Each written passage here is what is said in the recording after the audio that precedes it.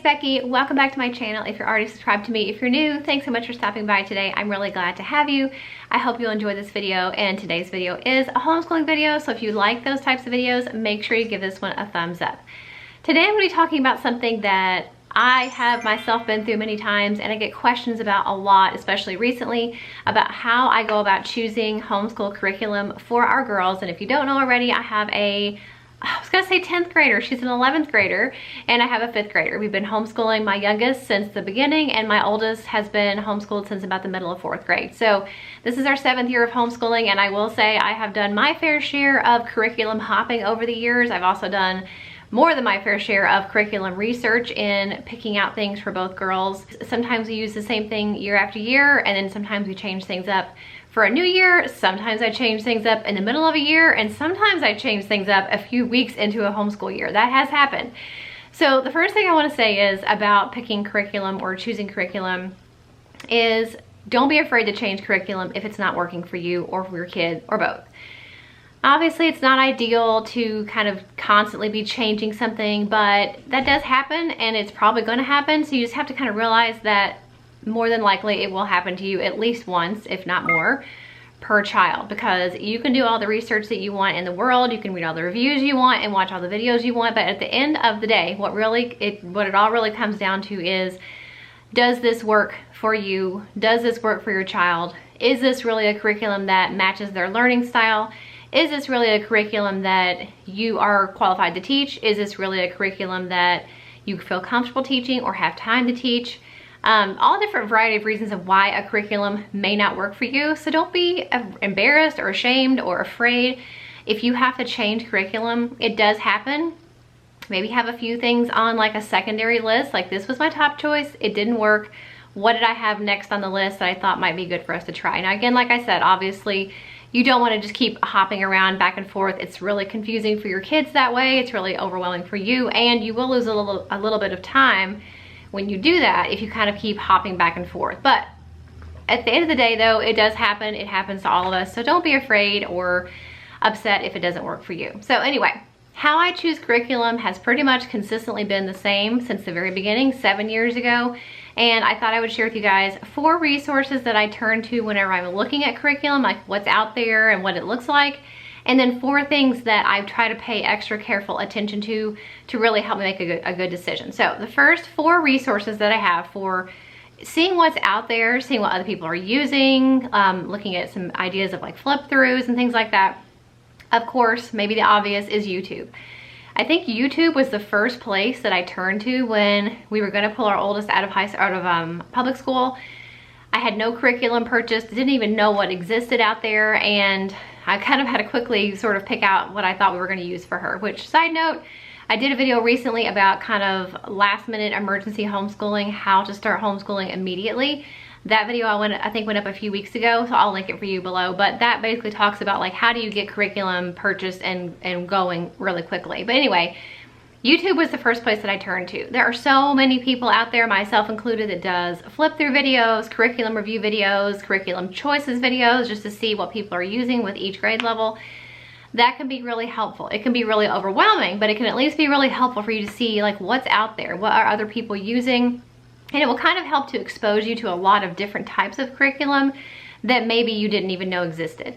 The second resource, an amazing resource, is kathyduffy.com. She is so good at what she does. She has a website that basically is just a place to go to read her reviews, her professional opinion of a variety of different homeschool curriculum. She gives you the pros and the cons, how much it costs, and it really gives you what I have found to be an unbiased look at pretty much any curriculum that you can imagine is on her website. It's a really good place to go.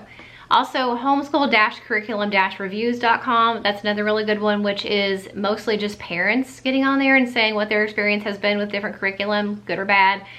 Again, you have to take all this stuff with a grain of salt, but it at least gives you an idea if every review you see is saying the same thing, or you kind of already had this impression of a curriculum and then you see a few other reviews that kind of back up what you thought.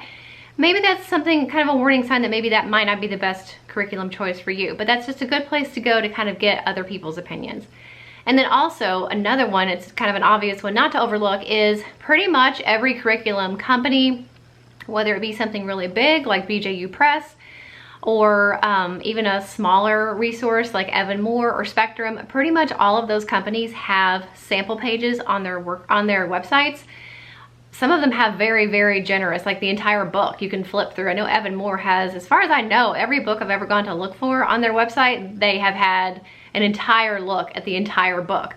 So that's really, really helpful, because sometimes you look at a flip through and you see the first few pages and you're like, oh, that's great. And then you buy the thing and you get it and you're like, oh wait, we just totally went off the rails here after lesson 10. So that is a really good resource. Check the company's websites individually, see if they have sample pages, see if they have placement tests, and also check their return policy, which kind of goes back to my initial thought of, do they have a return policy that if it doesn't work for you, can you return it? If so, how long do you have to be able to return it? Okay, so now you've seen kind of what's out there, you've seen what other people are saying about it, you've maybe looked at some flip through videos, and now you really have to make a decision. You have to kind of push the button on some of these things to get your curriculum purchased and get a chance to try it. So first of all, you really have to take into consideration the type of learner that you have. Is your child a visual learner? Are they kinesthetic? Like what is the best way that your child learns? Do they do really well with hands-on types of projects and things like that? Are they more independent? Do they need a lot more help? The type of learner that you have really can help you determine the type of curriculum that you choose. It's one really good benefit if you can find a curriculum that uses a multi-sensory approach, so that way, no matter what type of learner you have, it's hitting all of those different learning styles. One really good example of a curriculum that does that perfectly, in my opinion, is All About Reading. It's the program that we use to teach my youngest daughter to read. We use all of their levels, and I love that it is multi-sensory. So you have worksheets for kids that like working out of worksheets. You had magnetic letter tiles for kids that are really hands-on. You had flashcards for kids who are visual. There was a little bit of everything for all of the different learning styles. So if you can find a curriculum that does that, that's amazing. You don't really have to worry so much then about what type of learner that you have. Otherwise though, you're gonna want to really pay attention to the lessons and see, like, if your child is very visual and this curriculum is not very visual, or if your child is very hands-on but there's nothing really to do hands-on, that may not be a good choice for your child. Take into consideration the amount of time you have to teach and the level of qualification you have to teach. Now, that doesn't mean you have to have your teaching degree to be a successful homeschooling parent, but for me, for example, I know I'm really bad at math, so I would not even attempt a math curriculum that I had to teach myself. If you have any other subjects that maybe you aren't qualified to teach, you really are insecure about teaching them, you're really bad at it, or you just don't have time. Maybe you have a bunch of other kids that you have to work with. Maybe you're trying to work from home or outside the home while also doing homeschooling. You're probably not going to want to pick a curriculum that is really teacher intensive, that has a lot of hands-on activities that are really in detail. You know, you may not have time to do that with every subject or certain subjects. So really take into consideration and be realistic with what you think you can teach your child effectively and what you have time to teach them. That is really important in helping you choose this curriculum over another curriculum. Another really kind of silly thing to say, but it's a very important thing to point out and to look for, is the answer key. Make sure that you do yourself a favor and you purchase a curriculum that it has a very good answer key, or an answer key in general. There have been curriculum that we've used in the past that had a very pitiful answer key. It basically, like, every question would say answers will vary. Well, if it was a subject that my daughter was doing independently, which in particular this one was, I was like, I don't know the answers to this without going back and like looking at the lesson and then trying to remember in my brain, like, okay, this is 6th grade or 7th grade. How do you do this?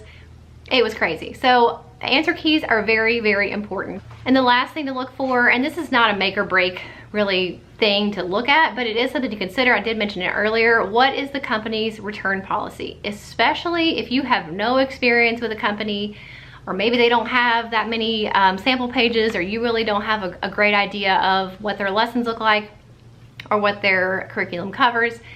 It's going to be really helpful to you if it is a company that has a return policy at all, much less if it has a generous one. Like, I know All About Reading, last time I checked, they had a 1-year return policy. That's a long time to be able to try something and decide whether it's working for you and your child or not, and be able to return it. I know Knotgrass is another one that has a really generous return policy.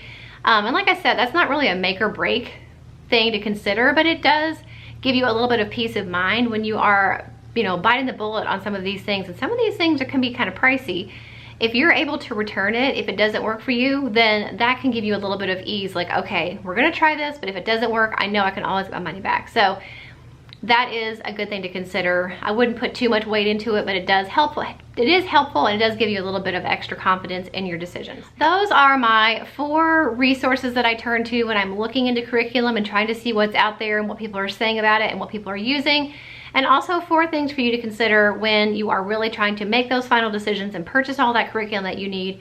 4 things that I think might be really helpful to consider that I always try to think about when I'm looking into curriculum. And even this year, we've already made a change. So even 7 years into homeschooling, I'm not afraid to change, not afraid to realize that maybe what used to work, even with the same kid last year, maybe it's not working this year, and that's okay. And I'm able to find good options and find new opportunities with different curriculum by using these kind of different methods that I talked to you about today. So I really, really hope it was helpful.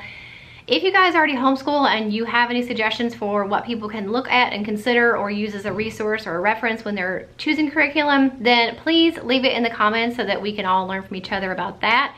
Make sure you check out my homeschooling playlist. If you haven't already, it's linked in my description box for you guys. And if this video was helpful, make sure you give it a thumbs up. Don't forget to subscribe before you head out today, and I'll see you in the next video. Bye.